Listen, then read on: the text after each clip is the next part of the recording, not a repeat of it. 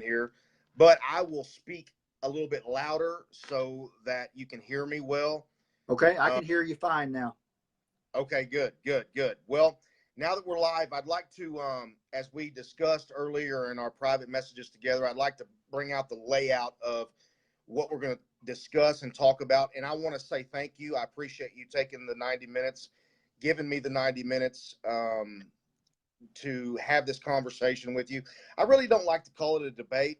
I would rather like to call it a discussion.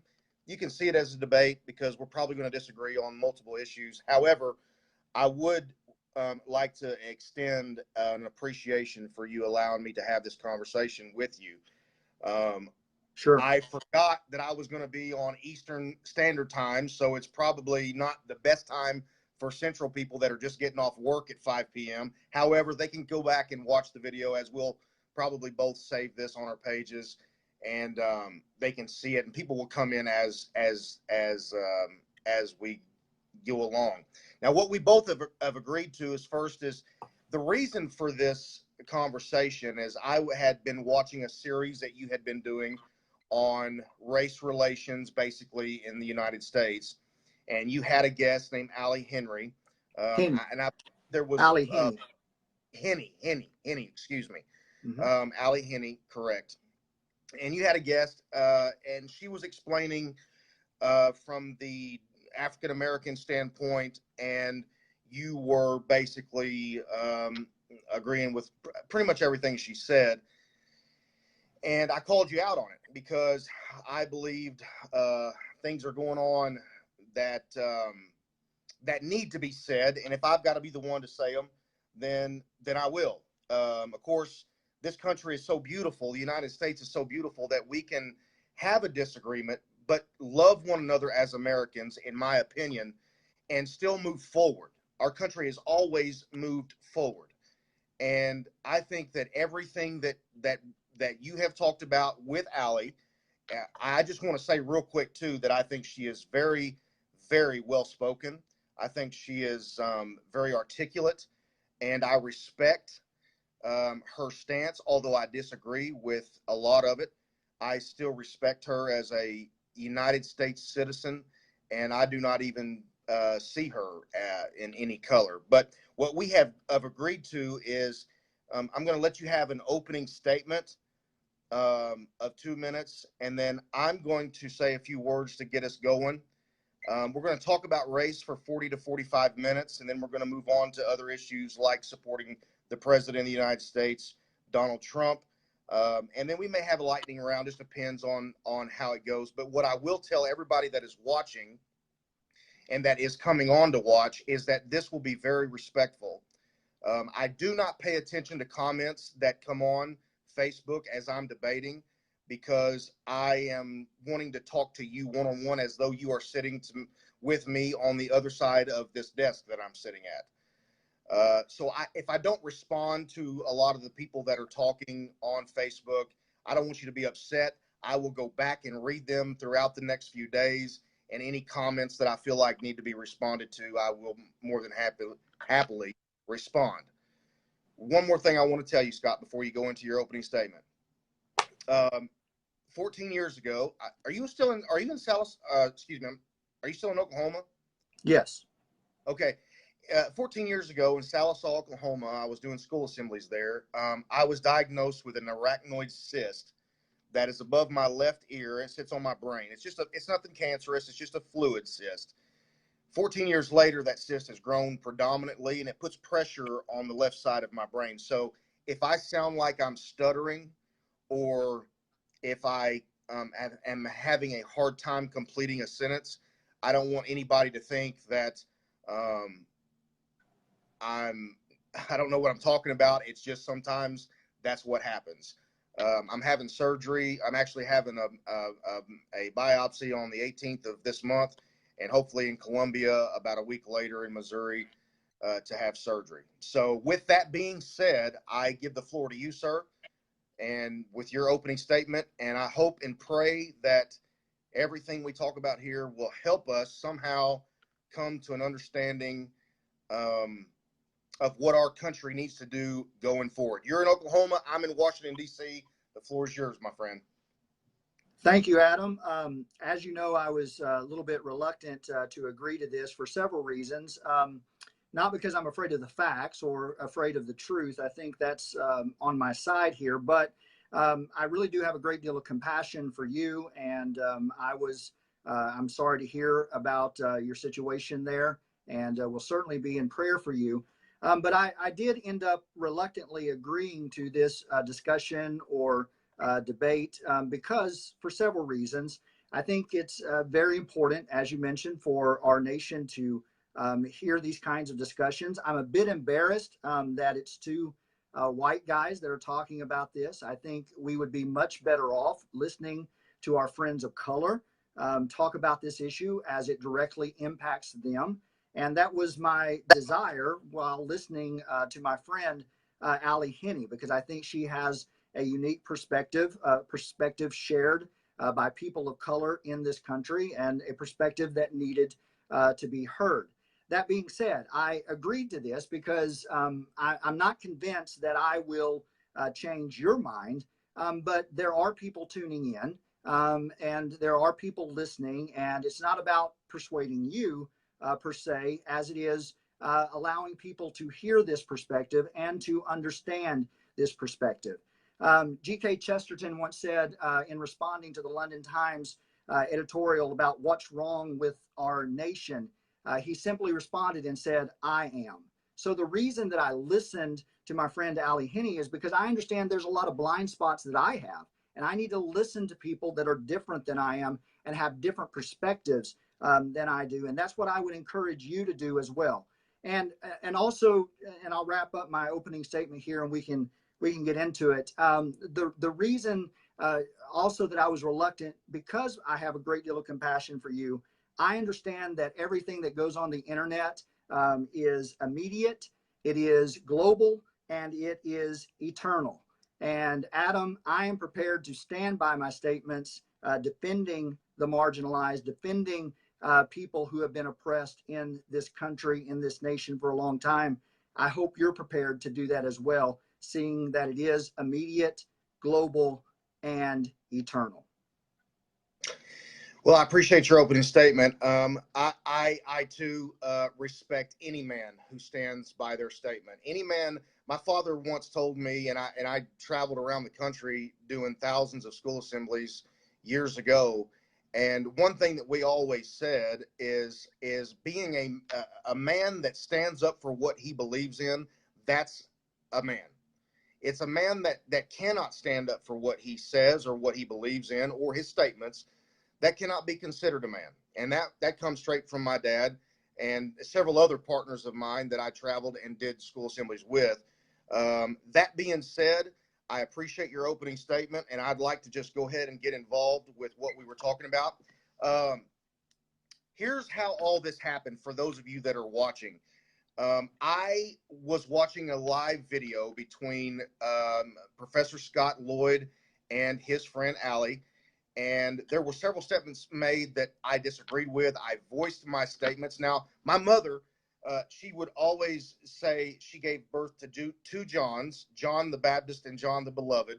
I'm not the John the Beloved. John the Baptist had a big mouth, and I've got one. And I'm not afraid to use it. I'm one of those people that when it's on the tip of my tongue, if I feel it's something that I really believe in, it's going to come out. And whatever I'm very decisive as a person. So once I make a decision, I live with that decision, whether it be right or wrong.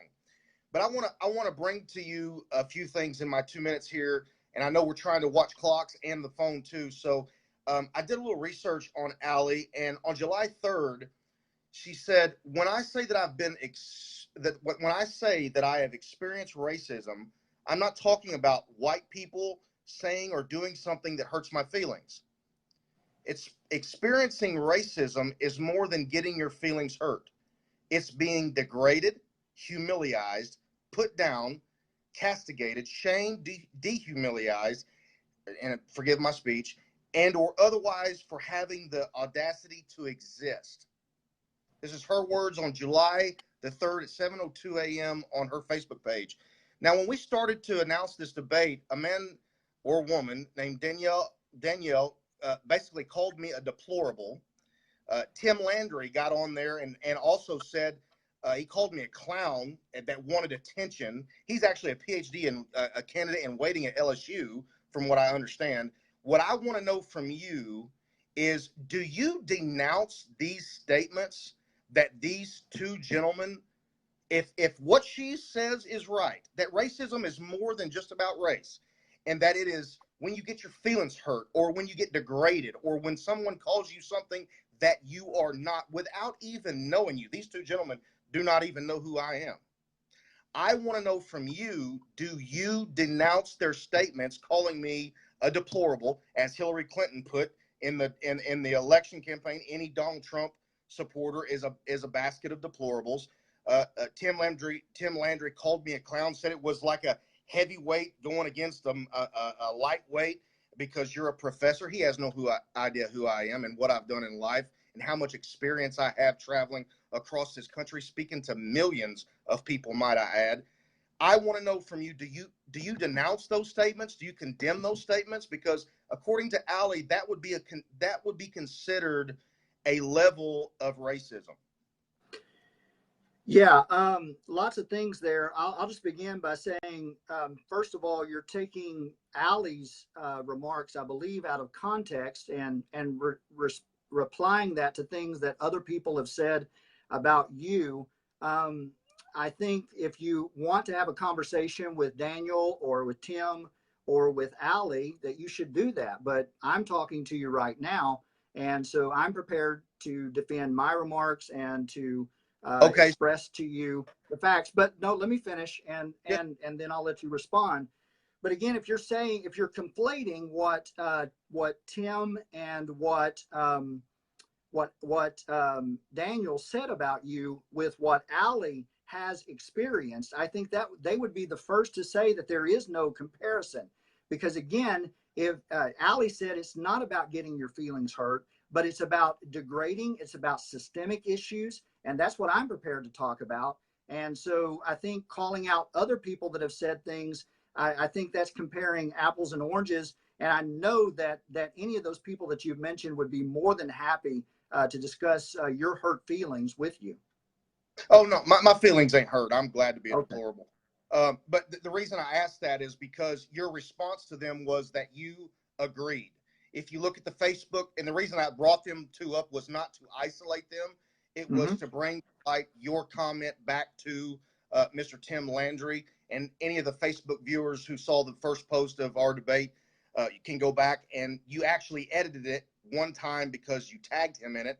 But you said that you agreed. Yeah. And people, what you said, and I'll let you finish here in just a minute.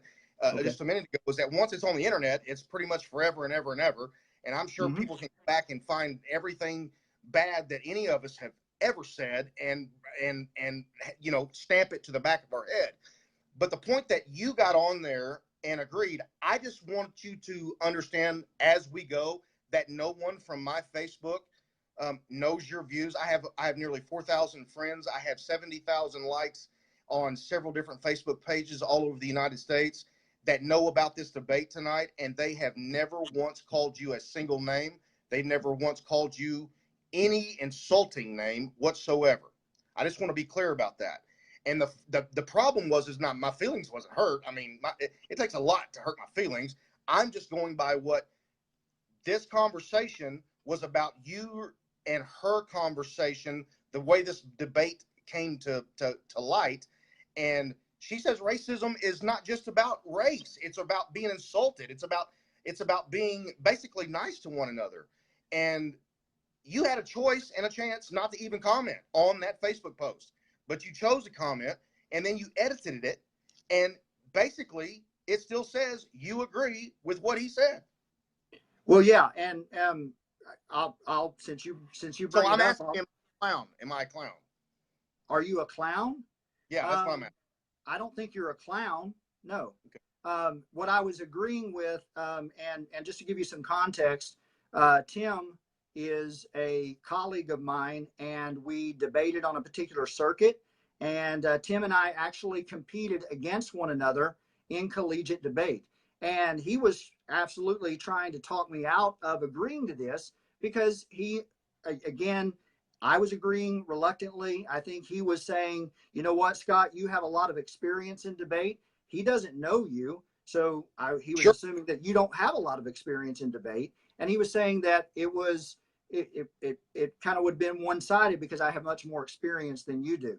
But Sure. I don't think you want to spend the 90 minutes talking about Tim and No, I don't. Daniel. I don't. We I want just to want to talk about clear that up. these I'll clear issues. that up real quick. Let's just get to the Okay. right to the meat of this, the racial divide in America.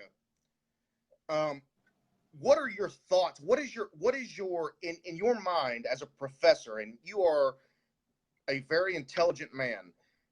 What is in Thank your you. mind our biggest divide racially, and why do you What is think our that?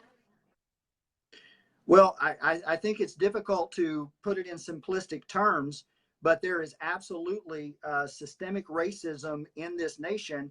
And systemic racism is simply a pattern of social and political systems discriminating against a group of people based on race. And we can say, Mm-hmm. well, there are instances that are illegal. And we can say, well, slavery no longer exists. It was done away with in 1865. We can say that there are no longer Jim Crow laws. But just because you make something illegal doesn't mean that it goes away.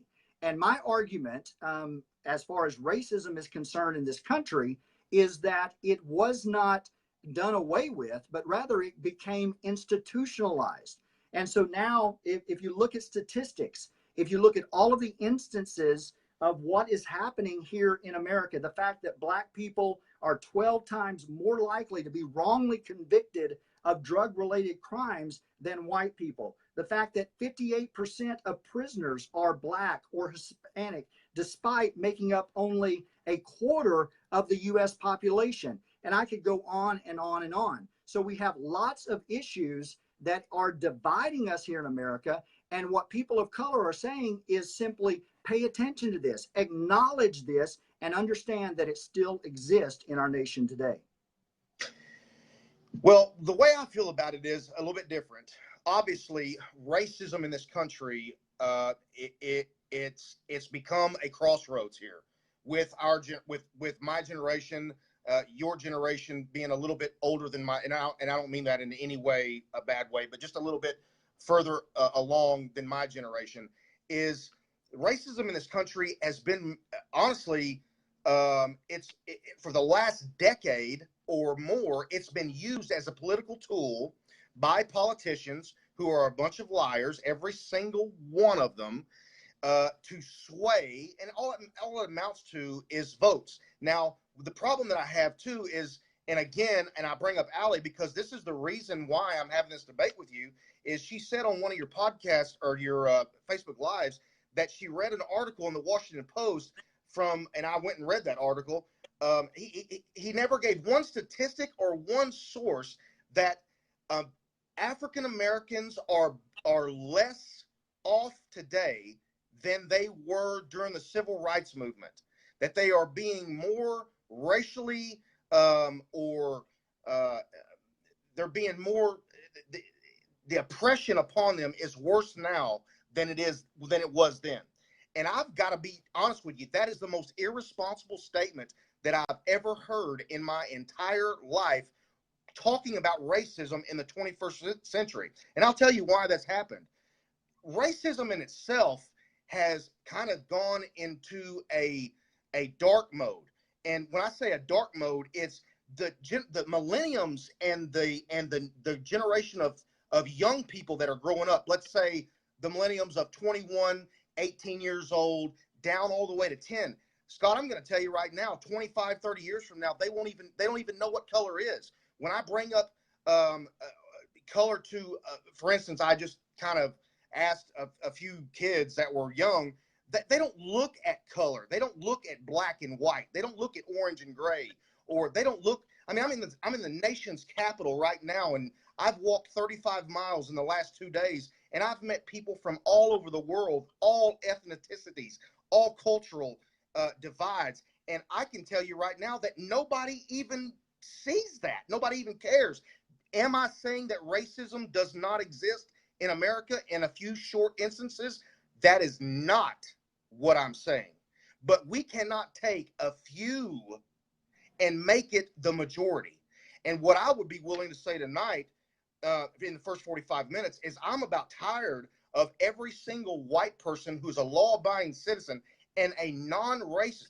I have so many friends. I don't even like saying the word. When I hear people say the word, my friends of color, to me, that's racist. That's racist, because I don't look at it that way. They come to my house. We have barbecues together. We have weddings together. We do it all. And I see this across the country.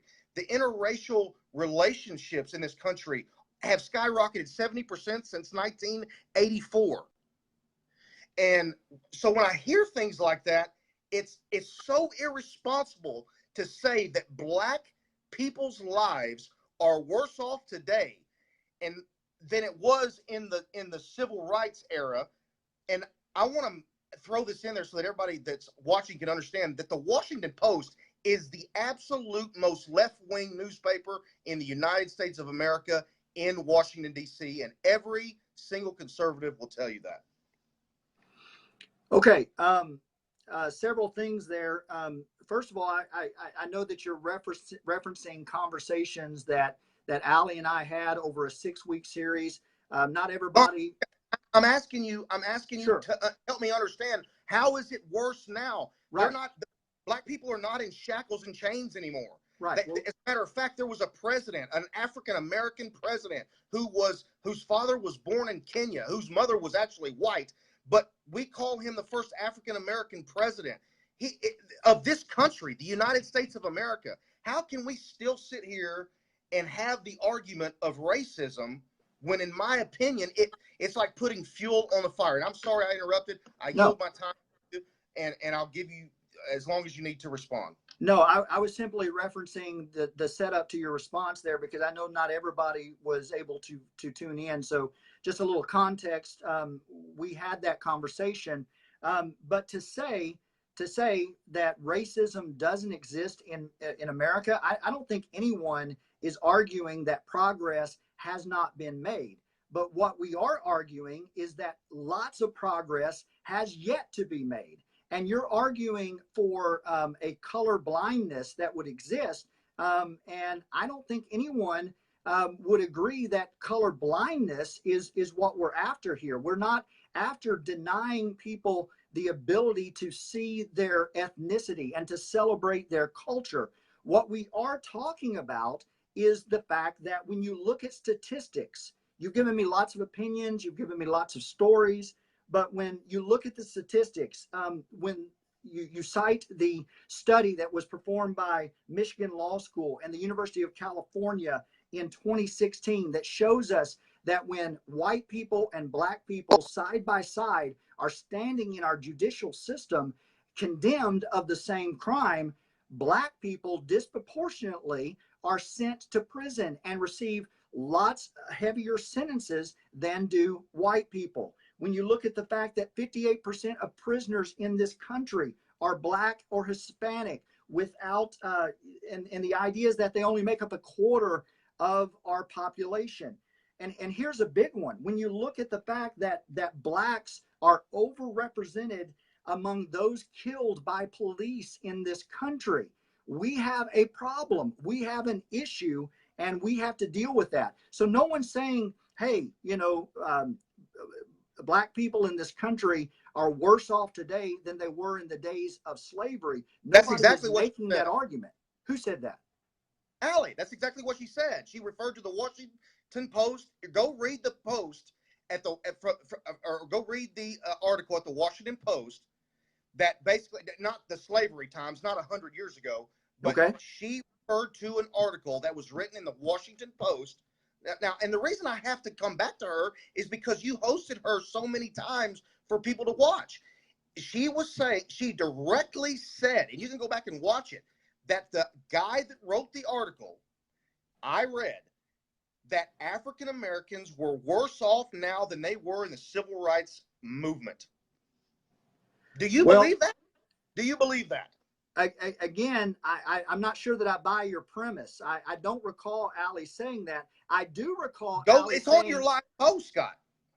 Okay. Well, again, I'm saying that I don't believe that she said that. I believe that perhaps in some cases she said that, but not in all. So when we look at this, again, you're conflating things that were said.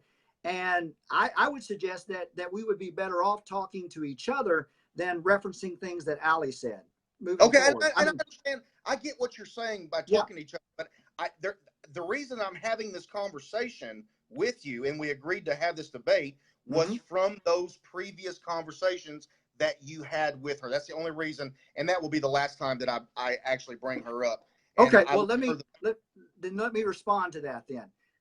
If we look at a comparison during the Jim Crow era, yes, compared with today and what's going on, can we say that progress has been made? Absolutely, we can say that progress has been made.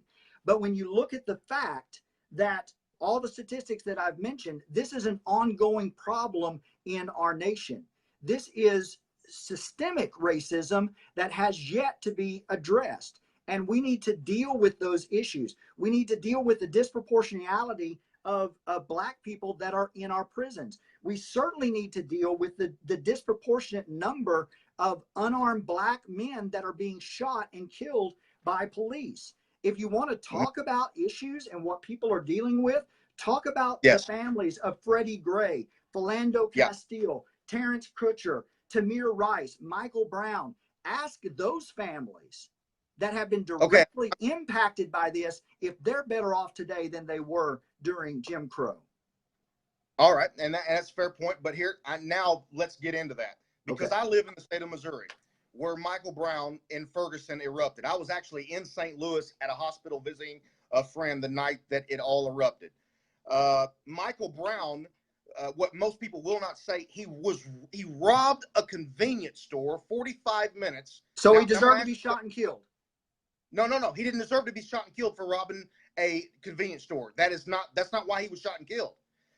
There was, and this is what frustrates me about the left side of this argument. And I keep saying the left side of this argument is because Michael Brown, the hands up, don't shoot theory was shot to the ground by cell phone footage from African Americans in the area. This has been proven nationally that never even happened. Hands up, don't shoot, that he was shot in the back. He actually attacked the police officer. Now, here's what's crazy, and I want you to try to understand this.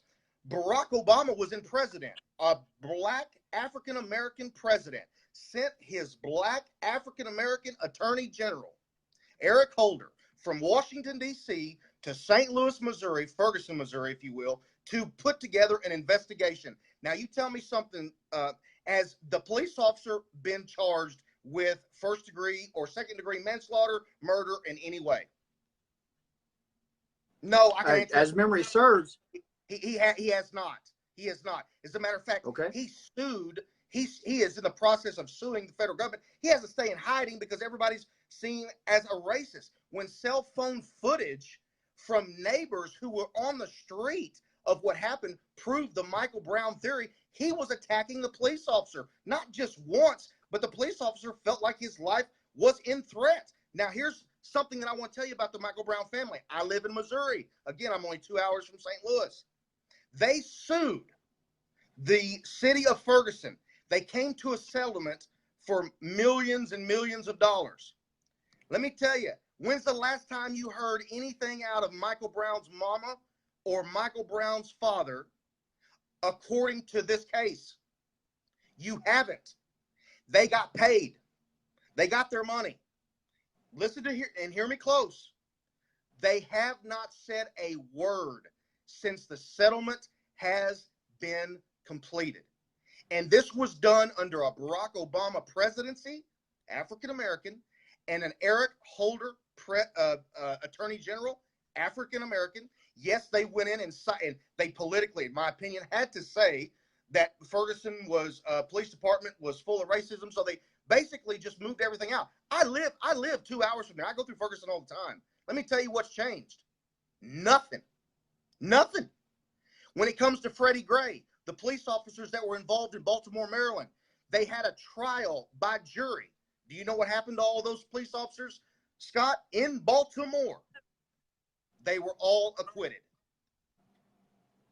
Now, if you're going to tell me that we have a systematic race problem and you're going to point a finger at police officers and the unarmed killings of African Americans, but all 12 jurors in the case of Freddie Gray in Baltimore heard the case and every single police officer was found not guilty in downtown Baltimore. And then you have Michael Brown, which he robbed a convenience store. Are you saying robbing a convenience store is okay? I know you're not saying that, but what I'm saying is no. Does he deserve to be shot and killed over a robbing a convenience store? Absolutely not. But when you attack a police officer, no matter his color or his gender or his or her gender, you are putting your life in your own hands.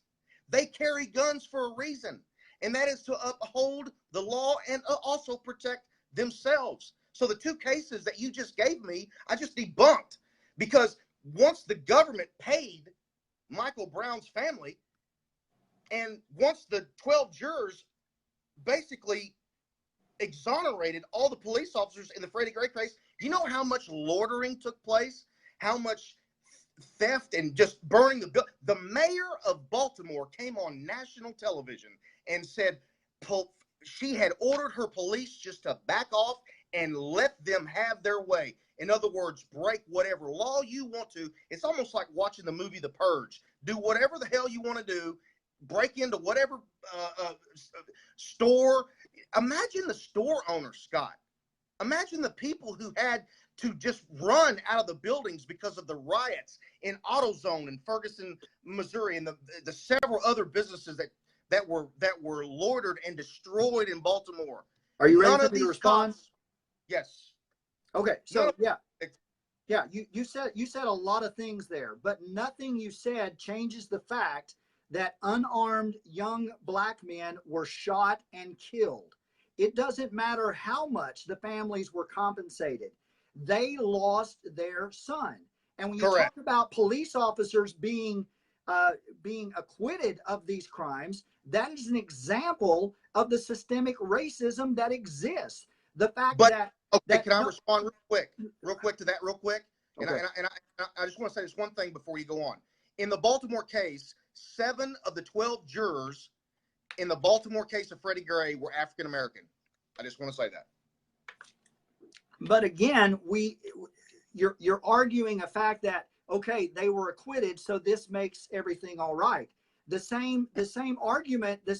I certainly would believe that you would not agree with the O.J. Simpson case, and O.J. Simpson was acquitted. So we have a judicial problem. We have a systemic problem in our nation today that has to do with systemic racism. And nothing you said, and you said a lot of things there, it sure sounded like to me that you were trying to excuse what happened. And you were basically saying that these unarmed black men, because of whatever they did, it was somehow justified. Again, just because someone is shot and killed doesn't mean that it's justified. Just because someone is acquitted by a jury does not mean that it is justified. Rather, I would argue that that is an example that we have a severe problem in our nation today, and we need to address it. And so, okay, go ahead.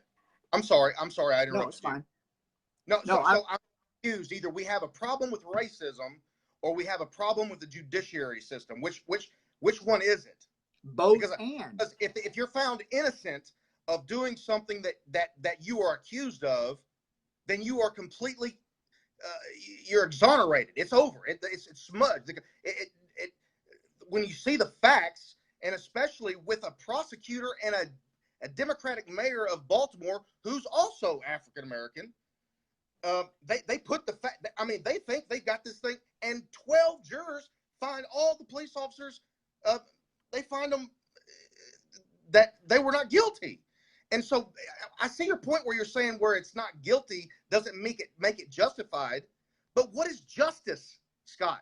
You're asking for justice for the African American community, and I would say the same. I would say the same in the places that racism really exists, that still hold the Jim Crow laws. I would ask that we would put our focus on those specific areas, because I can tell you right now, I travel all over the country every year, and you do too. And I can tell you, I see people who are happy, who are excited about life. But as a white person, there are certain streets that I cannot take my children down without somebody looking at me like I'm crazy because a white person is walking down the street. Is that racism as well, or no? They don't know who I Again, am. you're Not conflating. answering my question. Answer my question, please. Is it What was racism? the question exactly? My question You're breaking exactly up is on this. me. If Okay. there are streets that I cannot walk down because I'm the minority as a white person with my children and get looked at or get demoralized because I'm white, is that not racism? That is not racism, no. Wow. Okay. So it's okay for African Americans or Chinese or orange, blue, yellow to look at me like I'm crazy. But when we start talking about these cases of Michael Brown and Freddie Gray, the automatic response that you come to is racism only exists with African Americans. Let me tell you a little story that you should probably know. The American Indian is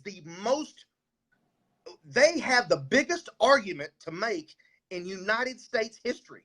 We came over here, killed their family kid and their kids. We destroyed their homes. We pushed them out west. And this is even worse, Scott. We put them in basically fences. You live in Oklahoma. There's reservations. We pretty much said you got to live there if you want to live by the way you feel like you need to live. That to me is a terrible mistake that the United States made hundreds and hundreds May I and respond? hundreds of years ago. Tell me one single African American that is living in a reservation in the United States of America that does not have the opportunity to be successful and have the same chances that Adam Brassfield has. Tell me one of them that we've put in a basic wire, or it's not a wire, obviously a wire fence, but basically a landlock like we did with the Indians hundreds of years ago. Tell me one that has been done that way. Tell me one. Well, again, you're conflating lots of things here, and you're saying lots of things. So I'm really trying to be patient here, Adam, and follow everything that you're saying. But you're making it a little hard. So let me try. Okay, you've been talking a long time. Tell me where I'm wrong to where I can make this more. Okay, so let's back up when you talk about the fact that you walk into a neighborhood and you're white and people look at you in a black neighborhood. First of all, you are a part of the dominant culture in America. You are white. And we ask people of color to conform to that whiteness. Everything that you said about this nation's treatment of Native Americans is exactly right. But what we're talking about is a systemic system. And if you're going to say that about this country's treatment of Native Americans, then you also need to concede the treatment of African Americans in this country. It all goes together. And so when we're talking about, does racism exist? Look at the system. Why is it that black people are living in these underprivileged neighborhoods that you talk about that you're afraid to go into? Why are they living in those particular areas? Why don't they have the same opportunities? Why don't they have the same opportunities to live wherever they want to live? It is because we are competing.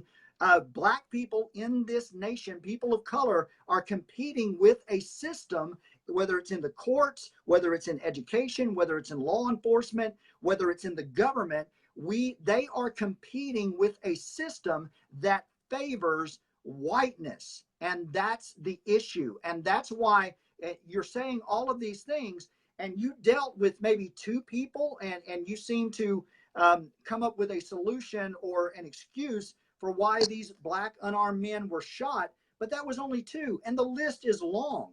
So even if I were to grant, which I don't, your arguments in defense of letting the police officers off in those instances, we've got an entire list to go. We have a problem in this country, and it's not just about individual cases. It's not just about individual areas, but it is a systemic issue that we need to address. Okay. And so my argument to that would be, since okay, so let's talk about the civil rights movement for just a few minutes. And I divert to Martin Luther King as someone that I've studied a lot about and respect him enormously. And I know after this conversation's over with that many people across Facebook's going to label me as a racist or a bigot or whatever, and I'm okay with that, because I will stand for what I believe in, even if I have to stand alone. Because I am not. If you know anything about the Brassfield name, we have done everything in our power to make everyone in this country that we have come across. I remember going to this inner city of Chicago, which I want to get to in just a minute. But when it comes to, you're saying that they don't have the same chance that a white person does. Am I getting that? Did I say that right? That your argument is that in America right now, the African American, let's say teenager, middle-aged person, because they're living in lower level housing, they don't get the same opportunities as I would as Adam Brassfield because of my color. What I'm saying is that people of color in this nation have to work twice as hard to achieve the same level or more success, because we are part of a system and a nation that unfairly favors whiteness. Okay. Would you say that to Marvin Ellison, the CEO of JCPenney, or Keith Chenault, the CEO of American Express, or even Kenneth Frazier, the CEO of Merck, or Donald Thompson, the CEO of McDonald's, all of which are African American? Would you say that to Condoleezza Rice, who was the very first African American woman Secretary of State in this country, or to Clarence Thompson, who was the very first African American Supreme Court Justice, where I was just at yesterday in the United States of America, both of which were appointed by a Republican president? Yes, I absolutely would, and I guess that they would tell you the same thing, that to achieve their level of success, they had to work twice as hard than your typical white person in this nation to achieve that level of success. And you are citing exceptions there that prove the rule. For every one of those achieving people, we can show you many people that have yet to experience even a minimal amount of success in this nation. Hey, America is a great country. It provides all people great opportunities. But what I am suggesting, based upon statistical evidence, is that people of color in this nation have to work twice as hard to achieve the same level of success as a successful white person would achieve in this nation, because of systems that are stacked against them. All right, so I want to kind of that we're getting into about 50 minutes of our debate, and as promised, I want to stay on schedule so that we don't bore anybody. What you're saying is respected. I just have a problem with myself, my children, and my grandchildren growing up having to pay for something that was done by ancestries nearly 200 years ago. And I want to say something to you, and the reason I'm in D.C. is partial work and partial vacation, but Elijah Cummings is the last standing congressman in Congress that ever knew Martin Luther King as intimate as he did. He said something not too long ago that was totally false. He told the world that Democrats were responsible for giving blacks the right to vote. Do you know that is totally false? The passage of the 15th Amendment that gave blacks the right to vote, it passed. 141 Republicans voted yes. 0 Republicans voted no. 0 Democrats voted yes, with 39 Democrats voting no and 7 who refused to vote. So here's what I'm trying to say to you. And this is where we're going to kind of make a turn and talk about your disagreements with Donald Trump. When you have men like Jesse Jackson and Al Sharpton who are out there taking monies from their communities, that's what they're doing. They're stealing from their communities. They're marching on these issues, and then they're going home, like Freddie Gray, like Michael Brown. They didn't stay and see a sustainable change. What they did is they took donations to pad their pockets to make it look like to the African American community that they were actually doing something when they weren't doing anything. Elijah Cummings, I have a lot of respect for him because of how close of a relationship he had with Martin Luther King. But his statement is completely false. So now, as we turn into the political aspect of how do we change our country from my side and your side. And I'm sorry that you're embarrassed that two white guys are having this conversation, but I'm actually proud tonight of myself because I believe that standing up for what I believe in, no matter what comes my way tomorrow, that I will be able to lay my head down at night and rest easy, knowing that I believe in a God that does not see color. I believe in a God that does not see racism. And I believe in a country, the United States of America, that should not and never will again, hopefully, see a color of a person's skin and determine whether they can be successful or be a failure. That is ridiculous. Now I want to turn your attention to May I respond quickly to what you just said? Yes, sir. Okay, so several things there. First of all, I absolutely believe in God as well. But to look at the history of Scripture and to say that God does not recognize the case of those that have been oppressed and those that have been marginalized. You don't have to look any further than John chapter 4 and see that Jesus went through Samaria and he dealt with people that were marginalized and that were pushed to the side.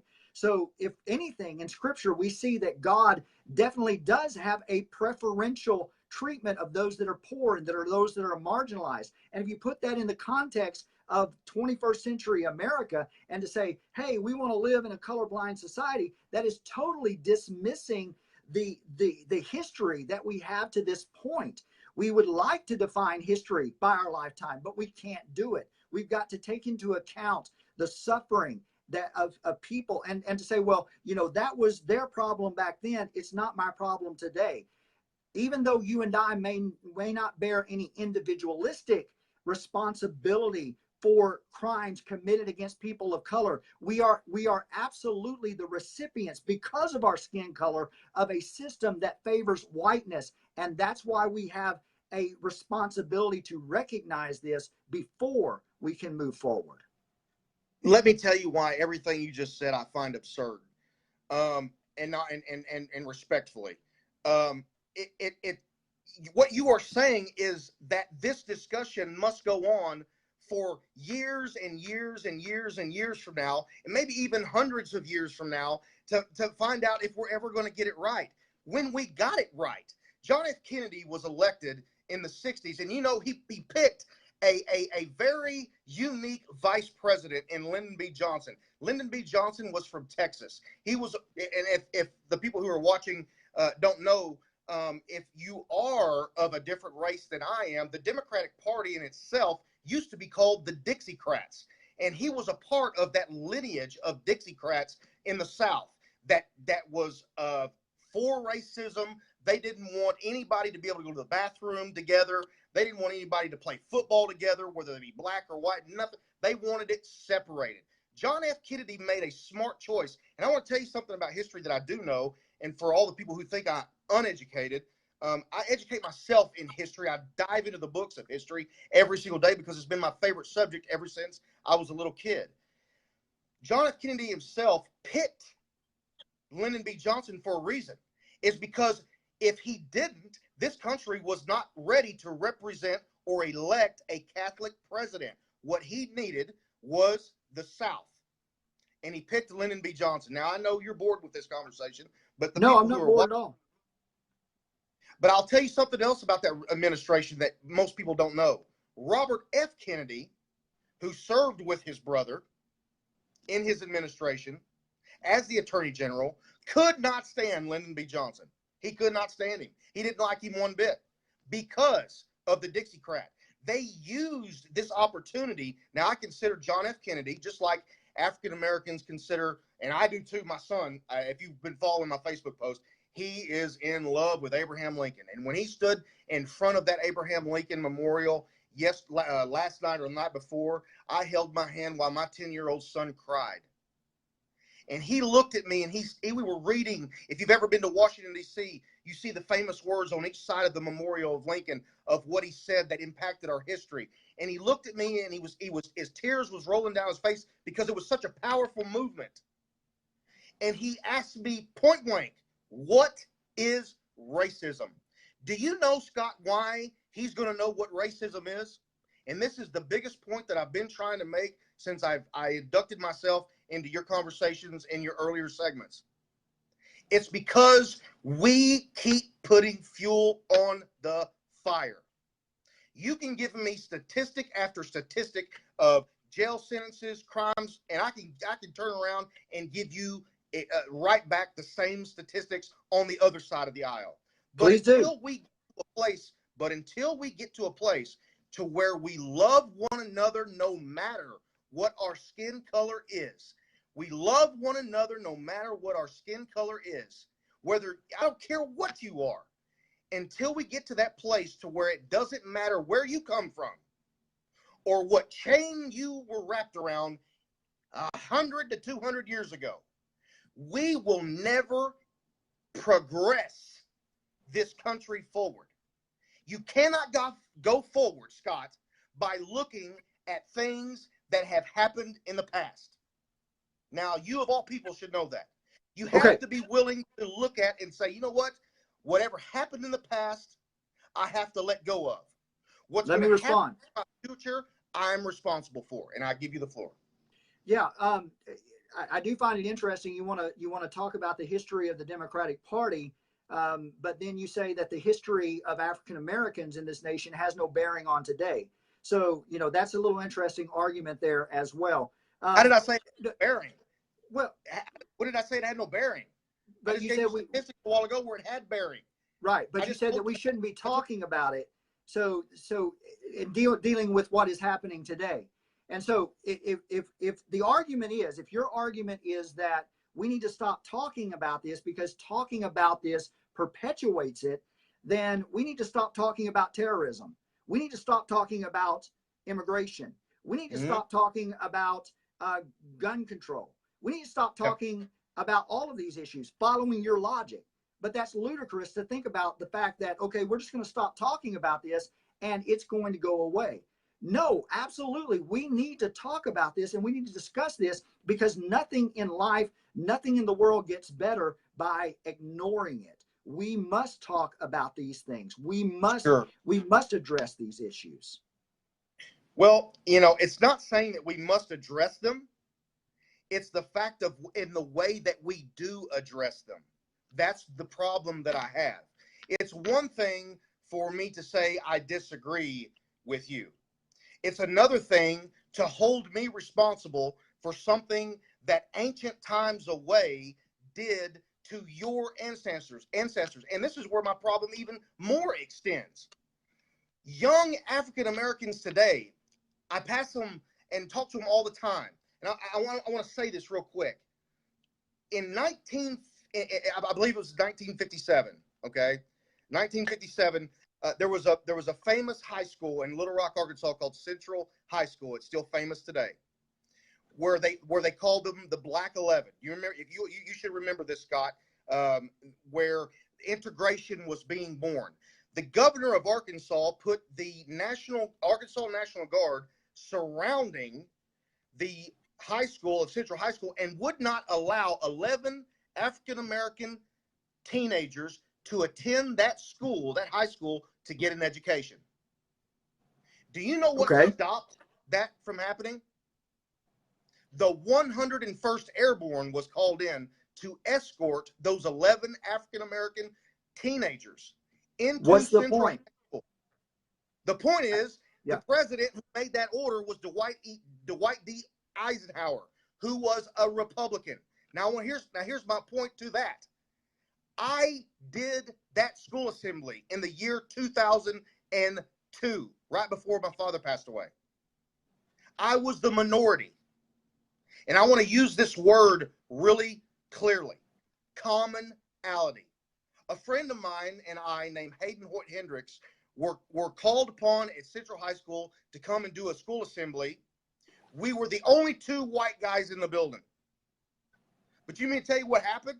We started playing music, and Hayden, he's 6'7", and he started breakdancing. And all of a sudden, everybody started cheering, and when we went to talk and encourage these kids, it was like you could hear a pencil drop. What we did in that school with over 1,000 African-American young kids is two white boys found commonality. We didn't have to bring up race. We didn't have to bring up shootings or Martin Luther King or anything that happened in the past. What we encouraged those kids to do was to look towards the future, to fight for what was right, even if they had to stand alone, to fight for their goal and dreams, no matter how hard it is to achieve those. Scott, I was born in 1981 in a trailer house in Blytheville, Arkansas. Whether you believe that or not, you can ask anybody. In a trailer house. I remember at 4 years old coming home with seeing a paper sack on the front door with bread and lunch meat on it, just so that my family could eat. On Ruddle Road in Blytheville, Arkansas. That's where I was born, in a trailer park. Okay, may I respond? You call me trailer park trash. May I respond, please? And the point that I'm making is that if I can go into a school like Central High School, who has such a big systemic, as you call it, problem, and I can find commonality with 1,500 African-American students and encourage them and get their attention to fight for their goals and dreams, are you kidding me? Do we still look back? Do we still look back? Or do we look forward? Adam, no one is arguing.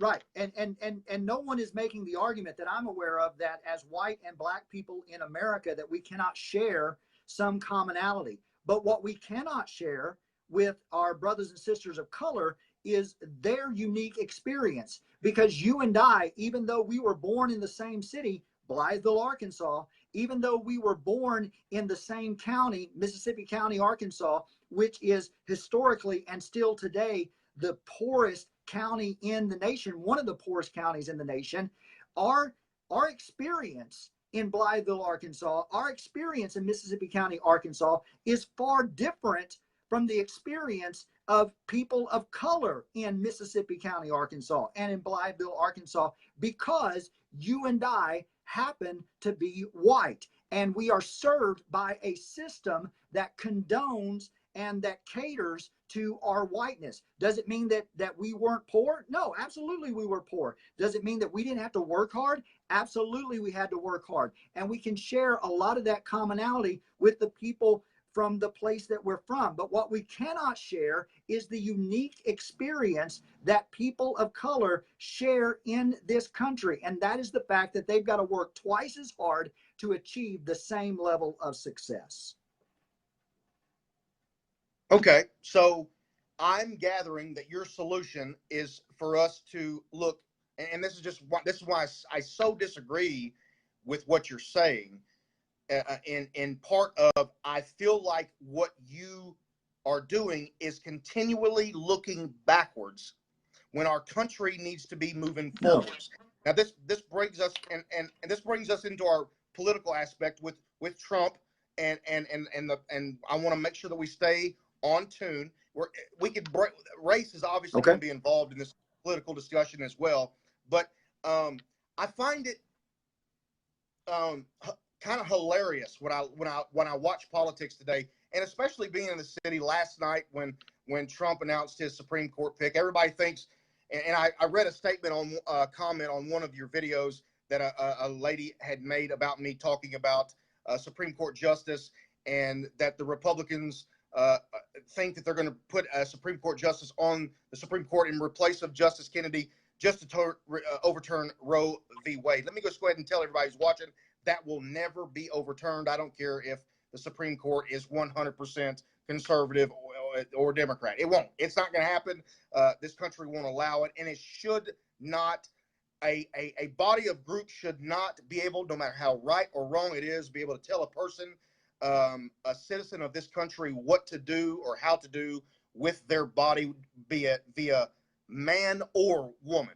But I have something that's kind of hilarious, and what I find hilarious is that the Democratic Party has catered itself over the last 40 to 50 years to the African American population without even understanding the historical facts that, number one, Abraham Lincoln was a Republican. He's the one who wrote and demanded the Emancipation Proclamation that freed every slave in the United States, even though in the South they still were not free. He was a Republican that done that. Number two, I don't know if you remember this, but in the campaign of between Barack Obama and Mitt Romney, and I believe it was in 2012, on August 14th, President Biden's doing a political campaign, and he says this from a stage. Now Romney, he's a Mormon, and he's about as I don't know. I can't find anything bad about this guy. I mean, I've looked up and researched. I mean, he's a businessman, but he's a Mormon, and other than I disagree with his religion, I can't. He's like the most purest dude that I've ever seen in my life. Vice President Biden says on August 14th, 2012, he says, if Romney is elected, and you can YouTube this and watch him say it, he will put you all back in chains. Who is you all? I don't know. I thought we was talking about President Trump. We are, but we're bringing into the politics to Trump here. I'm asking you. We're talking about the Democratic Party and the African American civil rights movement here. So it's and why that you disagree with Trump so much. And I'm making a point that in a campaign, a presidential campaign, a vice president of this country from the Democratic Party stands in front of a group of people and says, if Mitt Romney is elected, he will put you all back in chains. Is that or is that not a racial statement? Well, I think we can both agree with just about everybody that Joe Biden has said a lot of ridiculous things, and I would stand by. I would say that is ridiculous. If Joe Biden saying that is a ridiculous statement, yes. But I'm not sure what that has to do with President Trump, who I'm getting there. Says things that are ridiculous. I'm getting there. In 1996, Hillary Clinton, who was a part of the last election cycle, okay? Hillary Clinton in 1996 on national television referred to some African Americans as super predators, which she apologized for. She apologized. Okay, so it's okay for a Democrat to say something stupid and apologize. When did Trump apologize for anything that he said? What has he said that's racist? That's what I'm trying to get you to tell me. What has President Trump said? Give me a quote that he specifically said that is racist towards African Americans. That's all I'm asking. That's why I brought in these two statements. And forgive me, I'm not a professional debater. I'm just trying to bring in these two statements to enhance our debate here. President Trump has said lots of things that are racist. The glowing one that stands out, there's good people on both sides, talking about Nazis that were marching with lanterns that were chanting blood and soil, a known Nazi saying. When he was asked about that, rather than condemning the Nazis, which is really, really easy to do, what did he do? He said there's good people, fine people on both sides. That is a glaring racist statement. So is when that when he says that Mexicans, this was his opening speech when he comes down the escalator at Trump Tower to announce his presidency, he says that Mexicans are rapists. Another racist statement. That's that he didn't, and I'll fact check you there. He just didn't use the word Mexican. He used most illegal immigrants that we have to deport, that have been deported several times, are rapists. They are murderers, like MS-13. Do you think MS-13, by the way, last month he called them animals? Do you think the MS-13 gangs who murder innocent children and mothers with machetes, do you think they're animals? Yes or no? Do I think they're animals? I think they're Yes. criminals. I think they're deplorable. But my You don't think personal, they're animals? 13 people who no, cut the heads off of women and children who are innocent just because they can, and they're illegal immigrants. You don't think they are animals? my faith will not allow me to use dehumanizing language about anybody.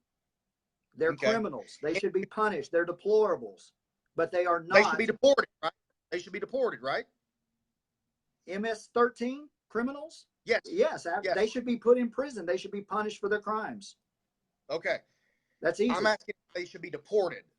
That's what I'm if getting they're at. here illegally, yeah, absolutely, they should be deported. Okay, that brings me to my next point that I saw that you had commented on your website with the Trump administration with what's going on with the children being separated from their families at the border.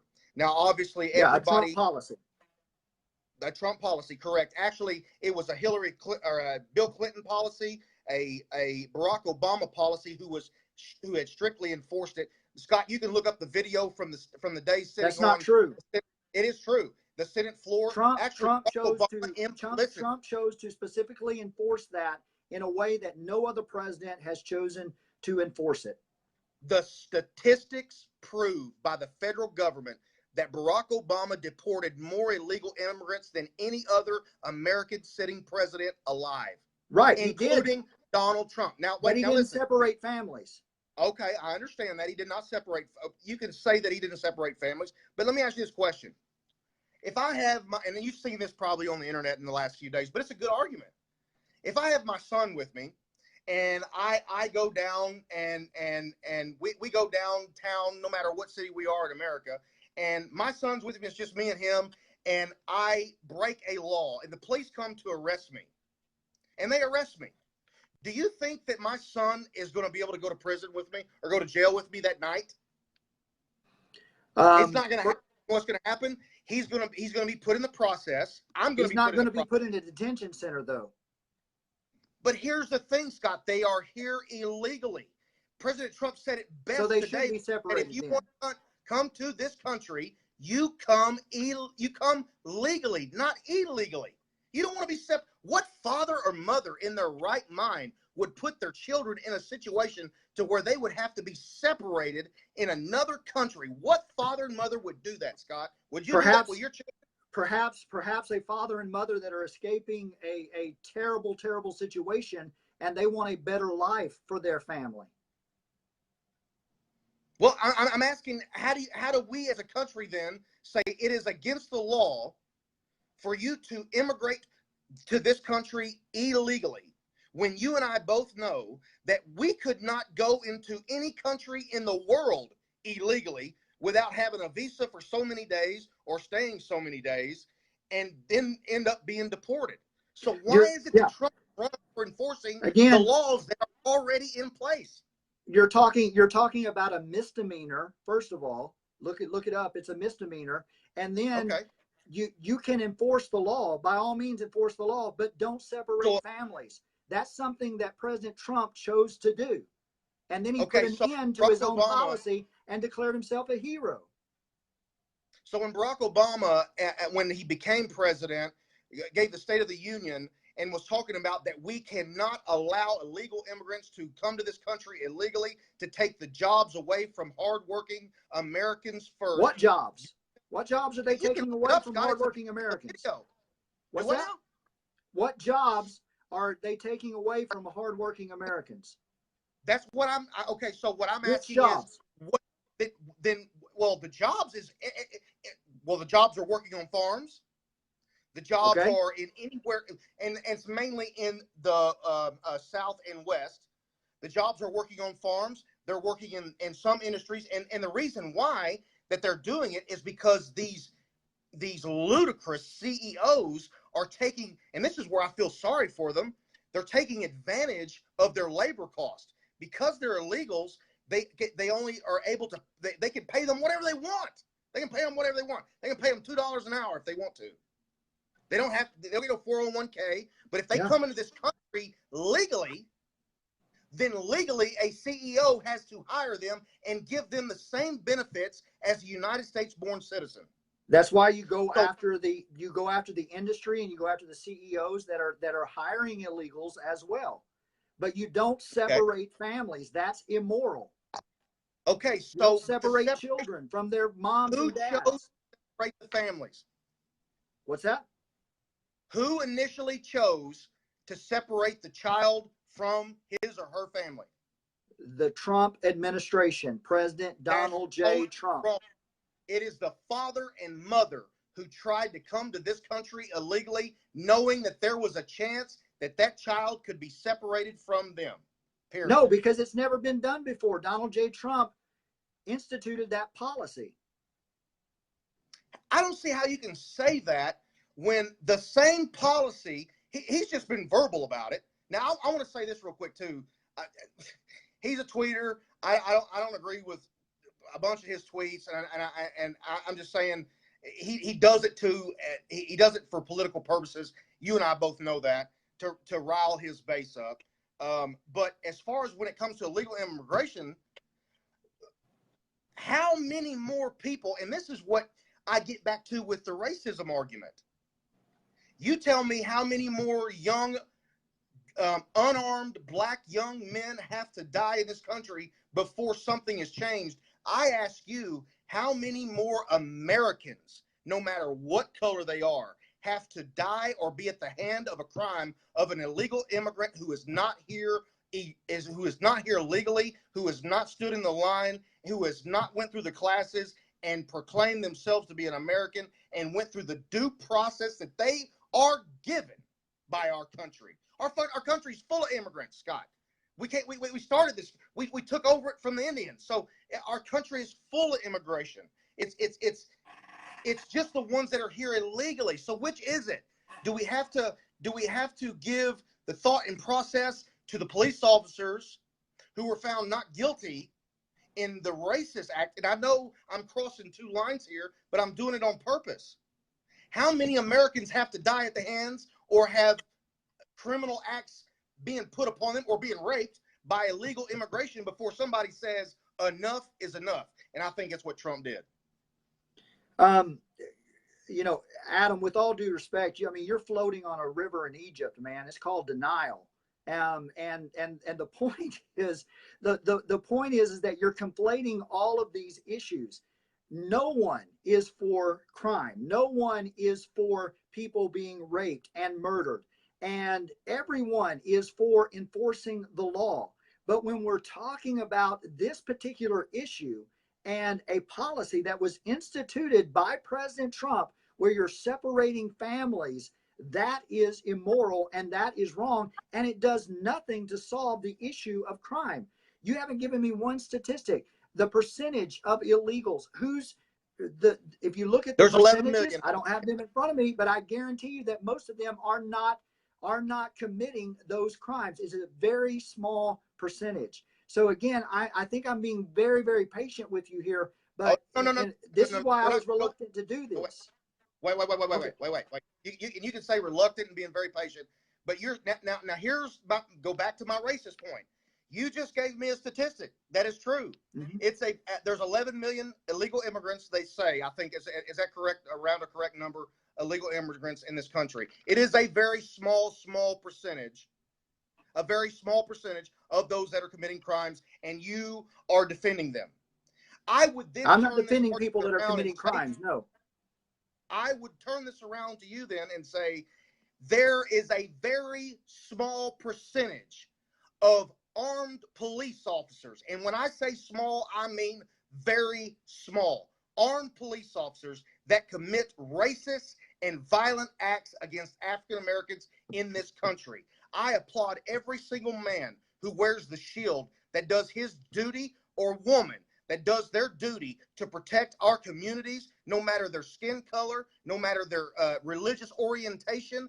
It's a very small percentage. So I'm asking you, if you're willing to fight for that small percentage of illegal immigrants, why won't you fight for that percentage of cops and that patrol our country every day and night to protect you and me, Why won't you defend them?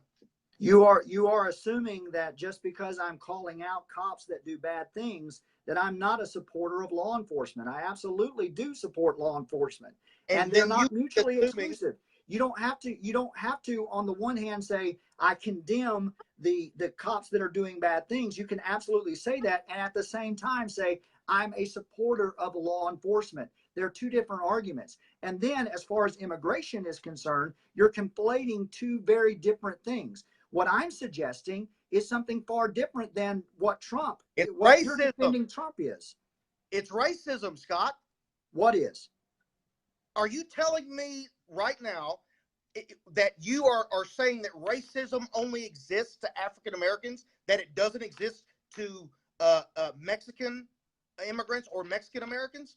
No, racism can be enforced by white people against all people of color. Only by white people, though.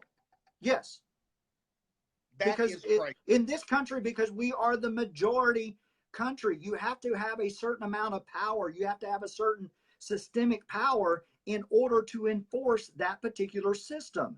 We expect everyone that comes to this country, their culture and their color, we expect them to conform to our notions of white normative behavior. And so, based upon their proximity to whiteness, we applaud their assimilation. That is the idea of white privilege. That is the idea of white supremacy. It's not just people walking around in hoods and robes. It is a system that favors whiteness over other cultures.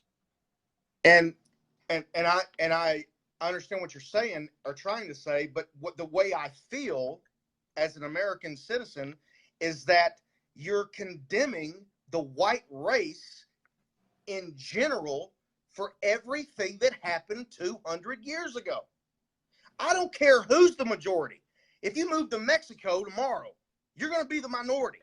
Okay? If you move to the Congo tomorrow, you're going to be the minority. I went and spoke at Central High School. I was the minority.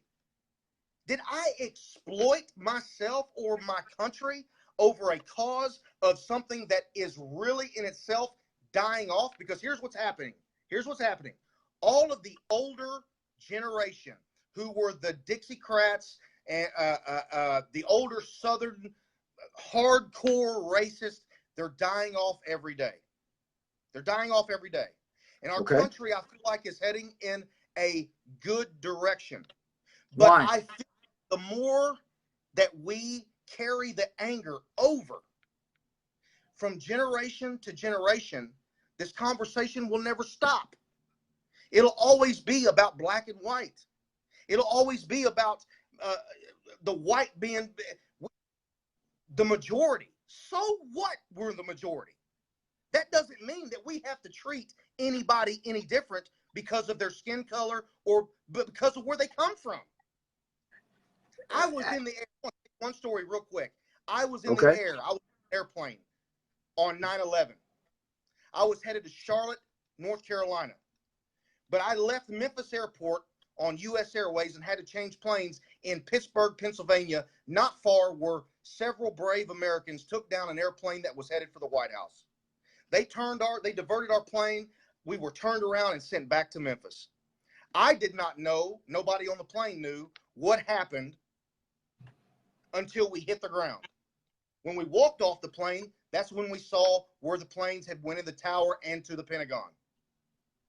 Immediately, what happened in this country was what I would agree with you is a systemic call for racism. So you're going to tell me now that it's okay if it's not okay because the white person is the majority. But if you come and immigrate to this country, whether you're black, white, orange, blue, no matter what, the only way racism exists is if you're white. Yes. That's what you just said. Yes. And here's why.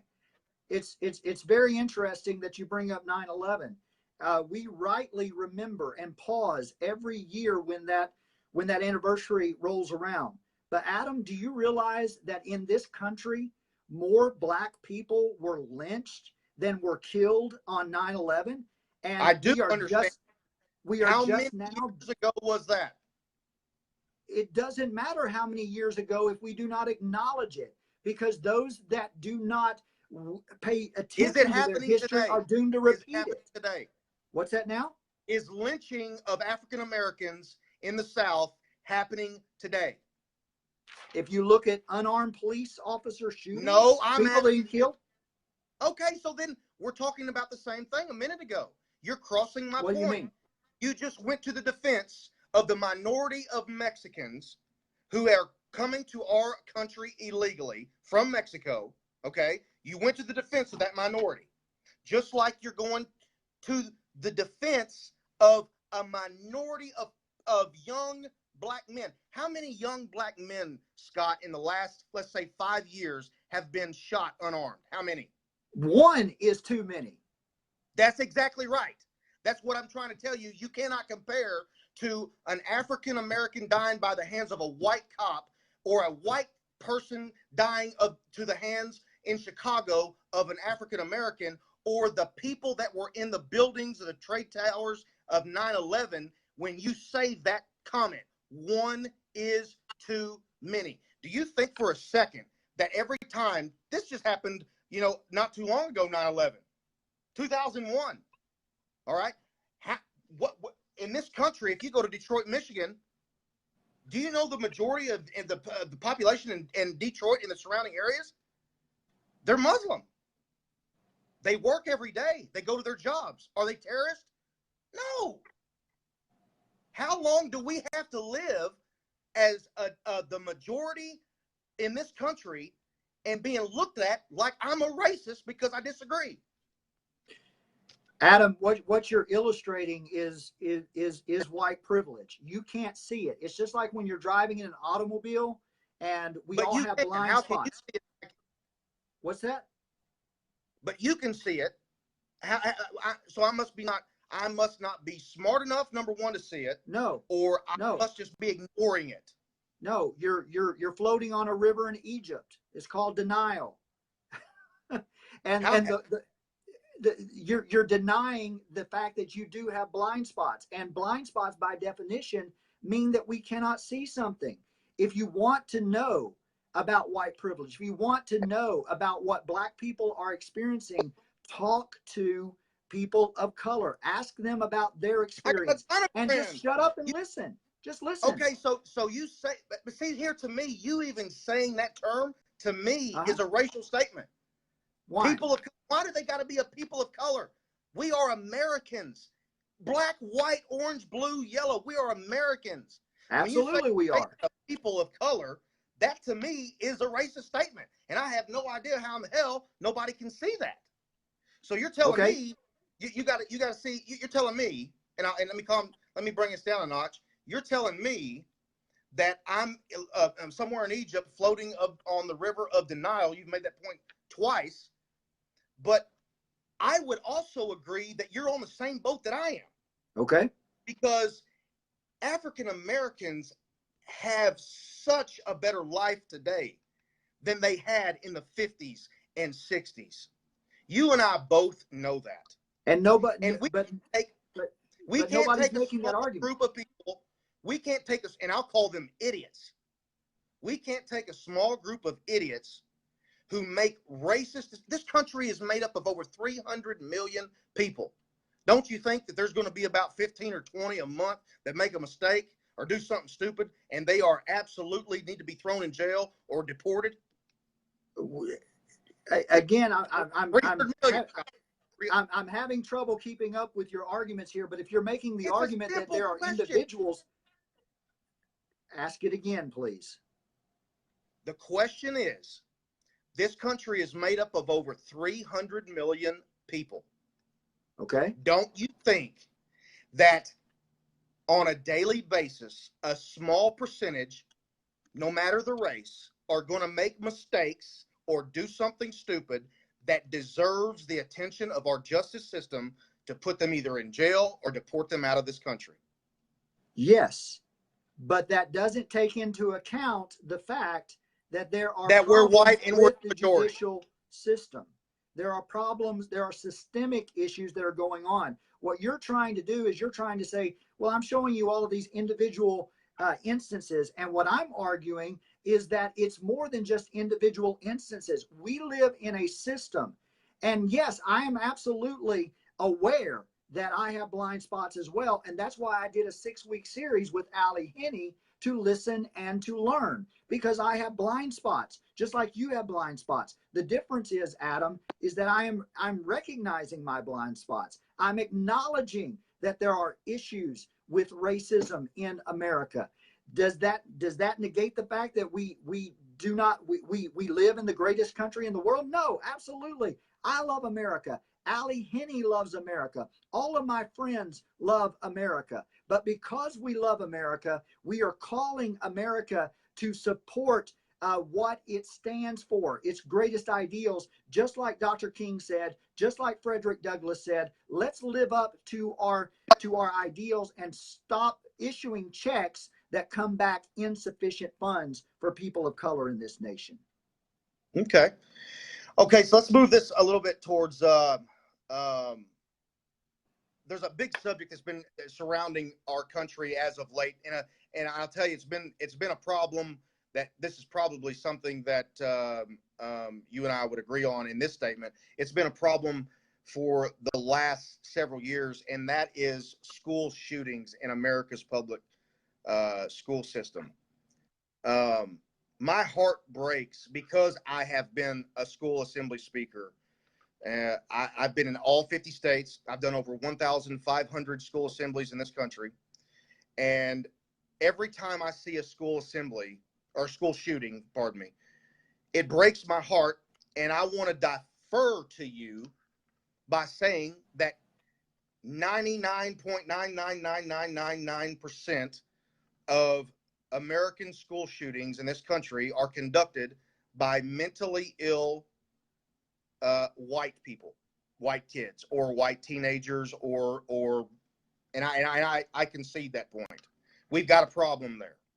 We got a problem with mentally ill people in general being able to buy a gun in this country. Now, I will tell you that I am an NRA supporter. I am the supporter of the biggest architect of the Second Amendment.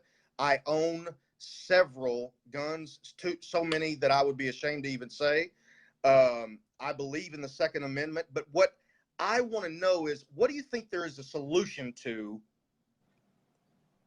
in your opinion, as a professor and as a man who is open-minded? What do you think your opinion is to stopping the school shootings in America? Because obviously it's affecting so many innocent children, and it's affecting their families too. I would hate to be the guy that gets the call that finds out that my child has been shot and killed in a public school in the United States of America. There's my question on you. Yeah, absolutely. It would be horrible. It happens too often. Several things. I am a supporter of the Second Amendment, but I do not have to say, just because I support the Second Amendment, that I am not in favor of common sense gun control. I think you can do both. I think you can support the Second Amendment and say that part of the issue in America is the mental health concerns. Something that, by the way, President Trump, shortly after taking office, immediately cut funding for research and help in those areas, something that President Obama instituted and should be continued. We need funding. This is a mental health crisis. We need to deal with that. We have issues with families we need to address. But to sit here and say the problem isn't the guns is ludicrous. When you have a fact that it is a particular style of weapon that is being used most often in these shootings, where numbers of people are killed in a very short amount of time, I think to say, you know what, we're going to deal with all these other issues, but we're not going to touch guns, is symptomatic of the problem that we're facing. I don't really have much to disagree with you, only the fact that all I hear from your side of the aisle, if you will, is we blame Trump for everything. Um, Most of these cases are committed with a gun called an AR-15. 99% of this country that are not gun owners, probably that are listening in on this conversation, doesn't even know what AR is. And then you have Democrats standing on the Hill in front of the Supreme Court or inside chambers, and they're on national television saying that the AR-15 is an assault rifle and it's a combat rifle, both of which are true. Do you know what AR stands for, Scott? Armored light rifle or something like that, maybe. That is correct. It was built in the 1950s. Do you know when the last time it was used in combat? I'm not sure. It was never used in combat. Most people use they often misplace the AR-15 with the M16. That is the military grade issued weapon and has been for so many years before you and I were ever even born. The AR-15, however, was used by other countries in combat, but never the U.S. I think the problem is, and we keep saying this word systemic, and we want to wrap this up here pretty quickly because I know we're running over time, and I apologize that we're going over 90 minutes, Scott. This is the last subject. But I think we've got a problem of protecting Americans, and where I feel like that every single school teacher in America should have the option to go through schooling and carry a privatized weapon on them in their school to prevent such problems. Keynote is in the last big major school shooting there in Florida, you've got video of police officers running from the scene while a live shooting is going on in the school. And I just have, and not, I think it was about a week or two ago, if you remember, a newspaper right here in Washington, D.C. was jumped on by a mentally ill person who had a lawsuit against this newspaper in Washington, D.C., and he went in there with a gun and killed 6 or 7 people. We've got a problem that we do have to address. I think the mental aspect of addressing gun control is better than saying gun control in itself. So I'm going to give you the last word here before we give our final statement. I want to know your definition of gun control. Again, you're asking me for, this is a very complicated problem. But I think a good place to begin is to look at these particular rifles that you mentioned, and let's raise the gun ownership age to 21. Let's have some common sense regulation. And again, I don't know what the answer is to all of that, but I know it is ludicrous to sit here and say, well, we can't bring guns into the equation. I think we absolutely need to talk about it. Your idea for teachers being armed, I think that might be a good idea in some instances, but you have stories all the time of teachers that are armed that make mistakes with those guns. And what if a perpetrator gets a hold of that gun?